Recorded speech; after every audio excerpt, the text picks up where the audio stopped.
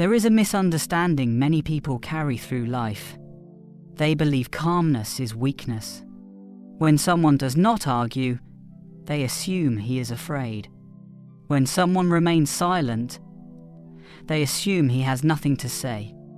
When someone chooses peace, they believe he lacks strength. But life eventually reveals a deeper truth. Calmness is not the absence of strength. Calmness is strength that has learned control. When I was younger, I believed the opposite. I thought power meant reacting quickly, speaking loudly, defending every opinion, and proving my point in every disagreement. If someone challenged me, I felt the urge to respond immediately. If someone misunderstood my intentions, I rushed to explain myself. I believed that standing my ground meant always fighting back.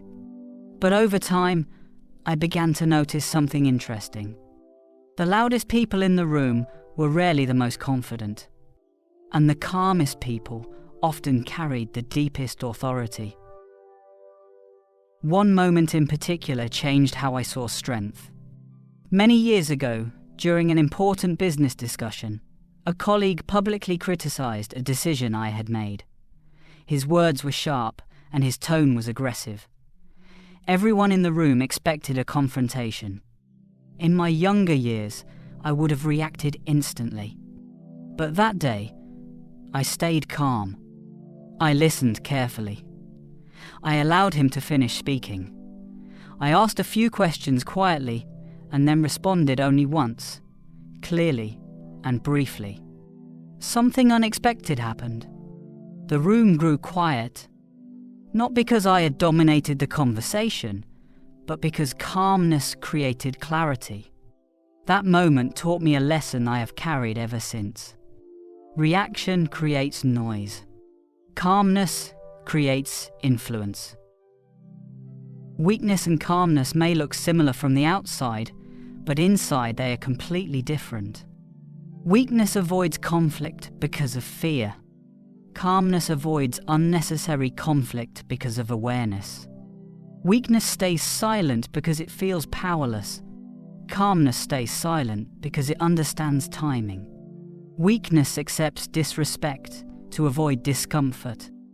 Calmness chooses its battles wisely because not every fight deserves your energy. Real calmness is not passive. It is disciplined. It is the ability to experience anger, frustration, or disagreement without allowing those emotions to control your behavior. Most people react because their emotions move faster than their thinking. But calm people create a small space between feeling and response. And in that space, wisdom appears. I learned this lesson again during a difficult time in my life. A business partnership that I had trusted completely fell apart. There were accusations, misunderstandings, and moments when anger would have been the easiest response. But reacting emotionally would have only made the situation worse. So I chose patience. I listened more than I spoke. I observed more than I argued. And slowly, the truth of the situation revealed itself without unnecessary damage. That experience reminded me that calmness is not about avoiding problems. It is about approaching them with clarity instead of chaos. Another sign of true calmness is self-respect. Weakness often comes from the need for approval. It seeks validation from every conversation and tries to prove its worth through constant defense. But calm strength does not require constant explanation. It understands that some people will misunderstand you no matter how clearly you speak. And that is acceptable. When you stop trying to control everyone's opinion, you gain control over your own peace. There is also something important that calm people understand about time. Arguments may feel important in the moment, but most of them disappear quickly. Many conflicts that seem urgent today will not matter a year from now. Calmness allows you to see the bigger picture. Instead of reacting to the moment, you respond with awareness of the future. Of course, calmness does not mean tolerating everything. There are moments when speaking firmly is necessary. There are situations where boundaries must be clear.